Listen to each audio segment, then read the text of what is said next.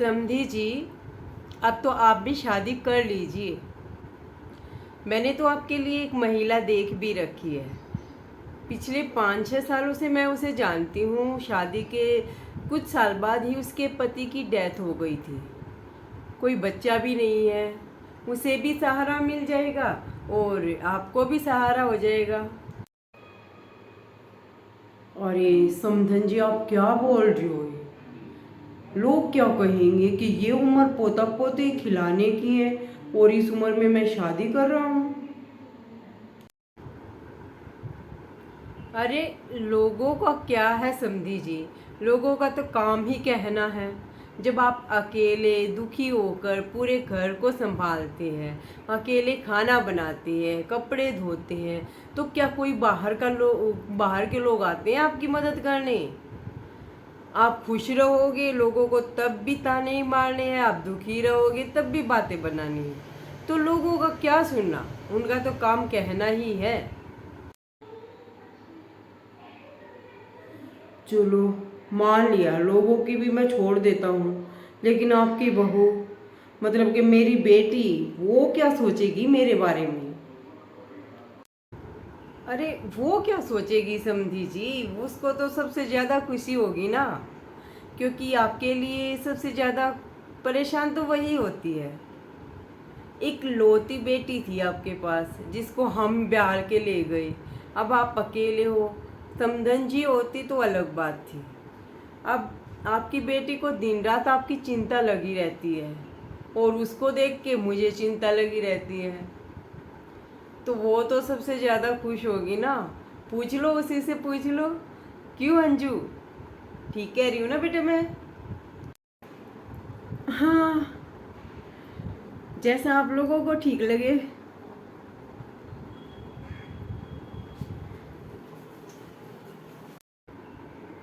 अब तो बेटी ने भी खुश होके बोल दिया।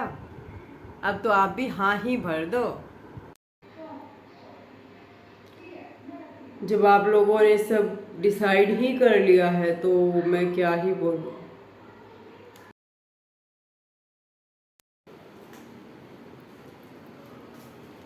घर तो अच्छे से साफ सफाई से रखा हुआ है। चलो अच्छा है, पापा को सफाई वैसे भी पसंद है। नमस्ते पापा, कैसे हो आप?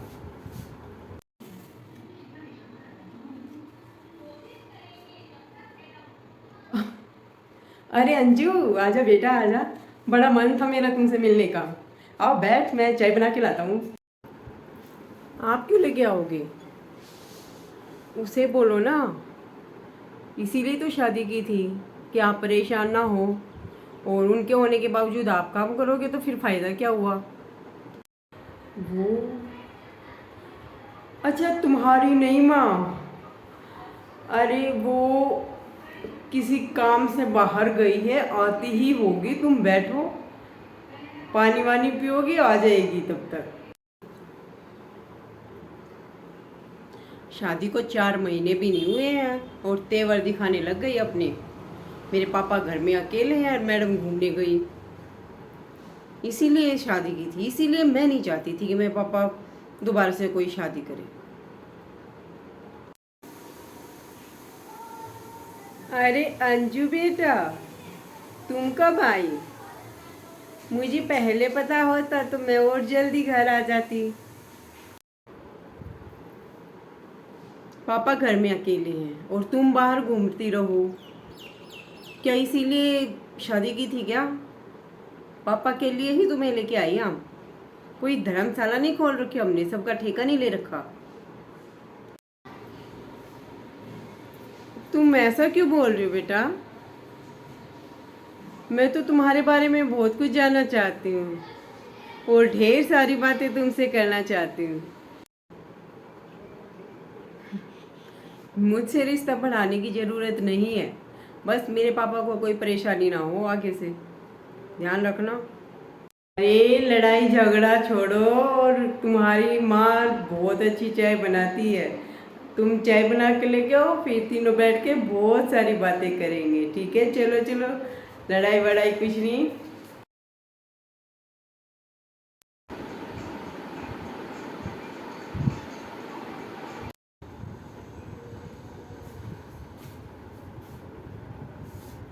पापा, क्या हुआ आपको?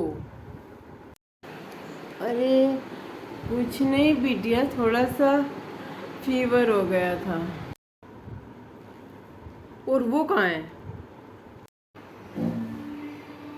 बिटिया वो तुम्हारी माँ है, उसे माँ जैसा सम्मान दिया करो। ऐसे अच्छा नहीं लगता तुम ऐसे बोलती हो। वो किचन में है, जाओ मिल लो।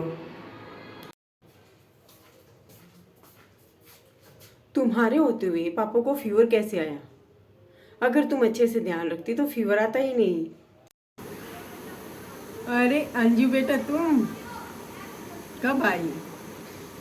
और पापा को थोड़ा सा फीवर है, ठीक हो जाएंगे, तुम चिंता मत करो। और हारी बीमारी है बेटा, वो तो आती जाती रहती है।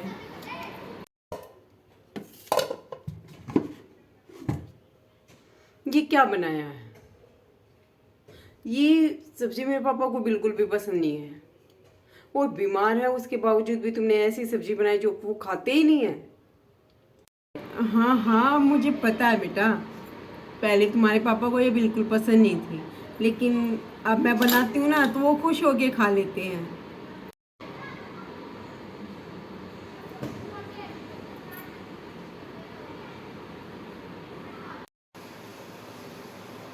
याद रखना, तुम्हारे होते हुए मेरे पापा को कुछ हुआ ना, तुम्हें घर से बाहर निकाल दूंगी मैं।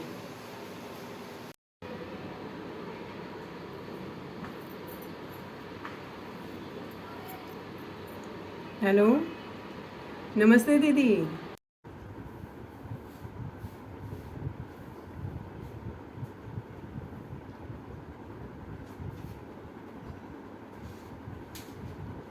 हेलो,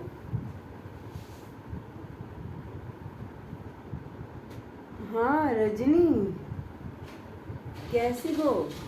सब ठीक है ना? दीदी, ये शादी आपने करवाई थी, इसलिए मैं आपको कॉल कर रही हूँ। मुझे लगता है कहीं ये शादी करके मैंने कोई गलती तो नहीं कर दी। अरे बता तो, ऐसा क्या हो गया?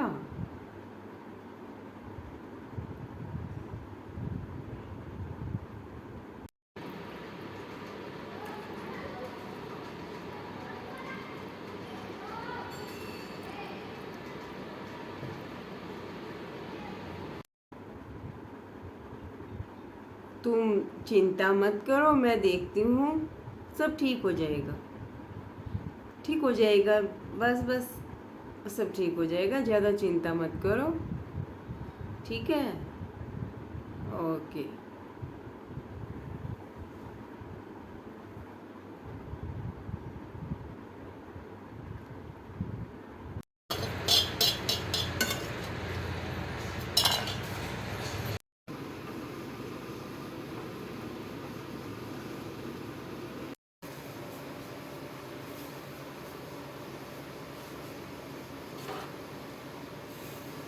रोज ये खिला खिला के मेरे बेटे को बीमार करके छोड़ोगे अंजू तुम? इतना तो तुम्हें भी पता होगा, रोज रोज ये चीजें अच्छी नहीं होती है। मम्मी, इनको तो ये सब बहुत पसंद है, इसीलिए तो बनाया है ये सब। पर ये कौन कहता कि जो चीजें अच्छी लगती है वो हेल्दी होती है? इतना तो तुम्हें पता है, पढ़ी लिखी हो।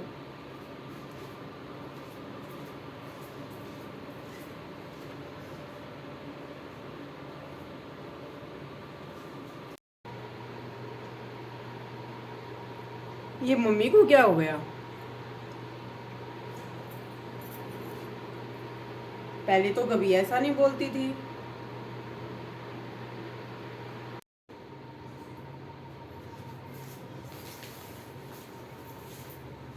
मम्मी, आज मैं मार्केट में से आ रही थी तो सेल लगी हुई थी, तो मुझे ये साड़ियाँ, दो साड़ियाँ हैं, एक आपके लिए और एक अपने लिए लेके आई। देखना कैसी है।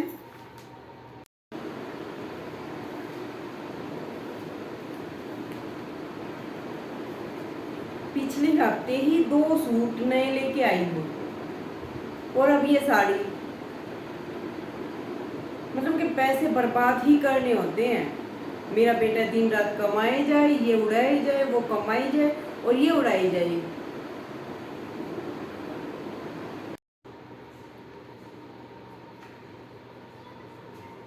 मम्मी आपको क्या हो गया है? पहले तो कभी भी आपने मुझे ऐसे नहीं रोका टोका, और ना ही कभी छोटी छोटी बातों पे ऐसे डांट लगाई। मुझसे कोई गलती हो गई क्या?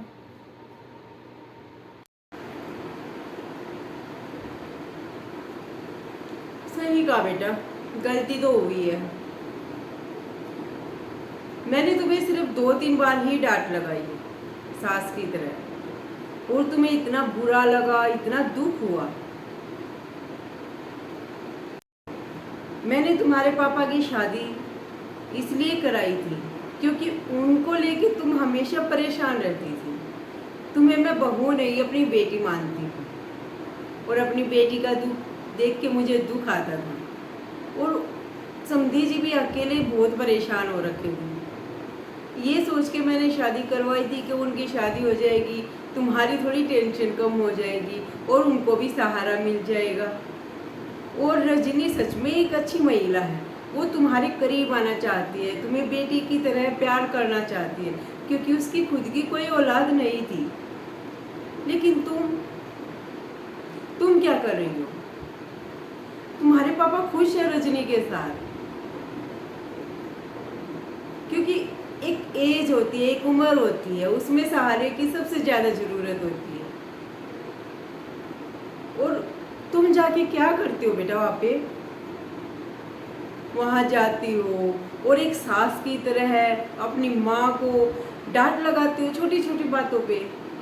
हालांकि वे दोनों आपस में खुश रहती है, लेकिन तुम जाकर एक सास की तरह काम करती हो, छोटी छोटी बातों पे उन्हें टोकती हो। कभी माँ का दर्जा तुमने आज तक उसे नहीं दिया है, जिसका उसे दुख आता है, क्योंकि उसे कभी औलाद थी नहीं। तुम्हें देख के वो थोड़ा खुशी महसूस करती थी कि उसके पास भी एक बेटी कहने के लिए है, लेकिन तुमने उस रिश्ते का मान नहीं रखा बेटा।